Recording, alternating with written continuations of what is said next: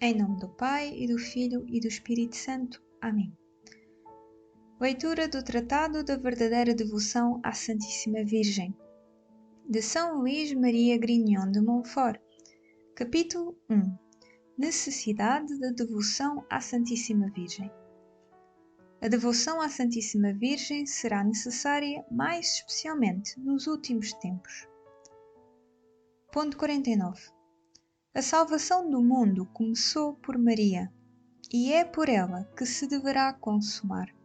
Na primeira vinda de Jesus Cristo, Maria quase não apareceu, a fim de que os homens, ainda pouco instruídos e esclarecidos sobre a pessoa de seu filho, não se afastassem da verdade, por se lhe apegarem de maneira demasiado forte e grosseira, e isso por causa dos admiráveis encantos de que o Altíssimo a havia dotado, mesmo exteriormente. Isto é tão verdade que São Dionísio Areopagita nos deixou escrito que, quando a viu, tê-la-ia tomado por uma divindade, tais os seus secretos encantos e a sua beleza incomparável, não fora a fé, em que estava bem confirmado, a dizer-lhe o contrário. Mas na segunda vinda de Jesus Cristo, Maria deve ser conhecida e revelada pelo Espírito Santo, para por ela se fazer conhecer, amar e servir a Jesus Cristo, uma vez que já não subsistirão as razões que o levaram a ocultar em vida a sua esposa, e depois a revelá-la só muito pouco, desde que se começou a pregar o Evangelho. Ponto 50. Nestes que são os tempos derradeiros, Deus quer, pois, revelar e manifestar Maria, a obra-prima das suas mãos. Primeiro, porque ela se escondeu neste mundo e se colocou mais abaixo do que o pó, pela sua profunda humildade, tendo conseguido de Deus e dos seus apóstolos e evangelistas que não fosse manifestada. Segundo, porque ela é a obra-prima saída das mãos de Deus, tanto cá embaixo pela sua graça, como no céu pela sua glória, e através dela quer Deus ser louvado e glorificado sobre a terra por todos quantos nela vivem. Terceiro, porque é ela a aurora que precede e anuncia o sol de justiça, Jesus Cristo. Por isso, deve ser conhecida e revelada para que Jesus Cristo seja também. Quarto, porque sendo ela o caminho pelo qual Jesus Cristo veio até nós da primeira vez, sê-lo-á ainda quando vier pela segunda vez, ainda que de outra maneira. Quinto, porque sendo o meio seguro e o caminho direito e imaculado para ir a Jesus Cristo e para o encontrar com perfeição, é por ela que o devem encontrar as almas chamadas a brilhar em santidade. Aquele que achar Maria, achará a vida, isto é, encontrará Jesus Cristo, que é o caminho, a verdade e a vida. Mas não a pode achar quem a não procurar, e não pode procurá-la quem a não conhecer, pois não se busca nem se deseja algo desconhecido.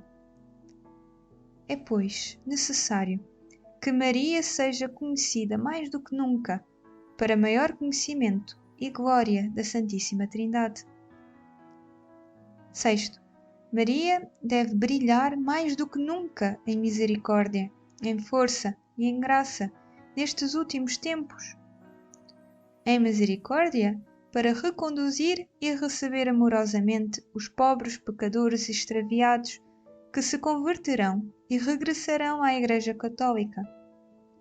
Em força, contra os inimigos de Deus, idólatras, cismáticos, maometanos, judeus e ímpios empedernidos, que se revoltarão terrivelmente, para seduzir e fazer cair, por meio de promessas e ameaças, todos os que lhe forem contrários. E, finalmente, ela deve brilhar em graça, para animar e suster os valorosos soldados e fiéis servos de Jesus Cristo que combaterão pelos seus interesses. Sétimo, por fim, Maria para o diabo e os seus secazes deve ser terrível, como um exército em boa formatura e pronto para a batalha, sobretudo nestes últimos tempos, porque o diabo, bem sabendo que já lhe resta pouco tempo, muito menos do que nunca, para deitar as almas a perder, redobra a cada dia os seus esforços e ataques. Muito em breve, suscitará perseguições cruéis e armará ciladas terríveis aos servos fiéis e aos verdadeiros filhos de Maria, a quem consegue vencer com muito mais dificuldade do que aos demais. Ponto 51. É, sobretudo, a estas últimas e cruéis perseguições do demónio, que aumentarão de dia para dia, até vir o reino do Anticristo, que se deve referir a primeira e célebre profecia e maldição de Deus, proferida no paraíso terrestre contra a serpente. É pertinente explicá-la aqui, para a glória da Santíssima Virgem, para a salvação dos seus filhos e confusão do demónio. Porém, inimizades entre ti e a mulher, entre a tua descendência e a dela.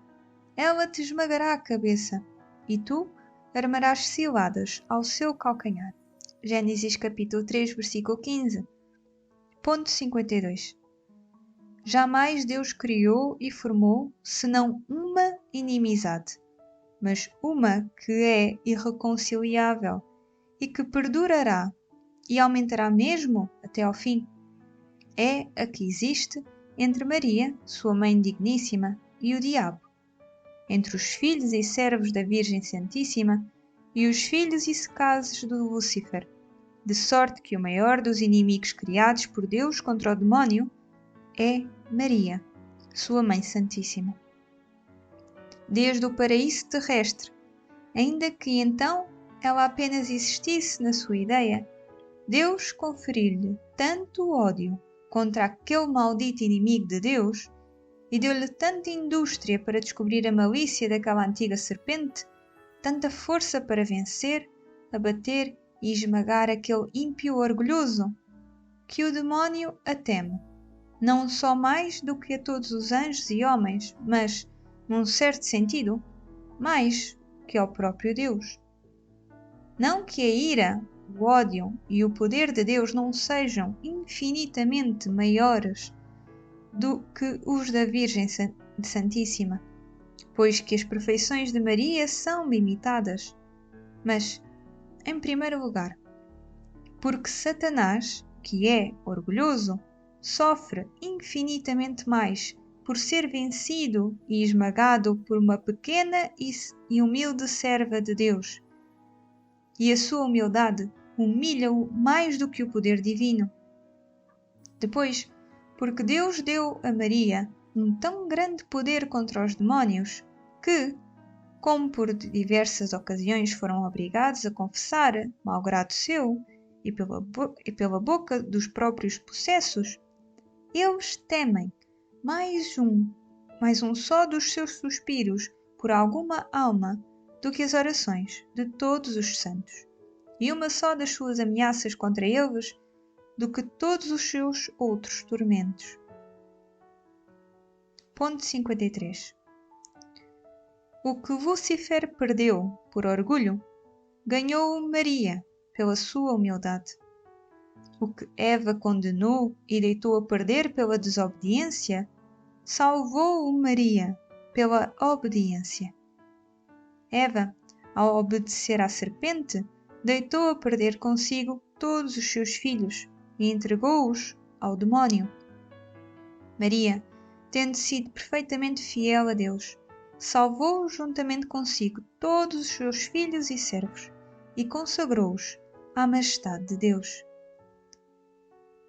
São Luís Maria Grignion de Montfort.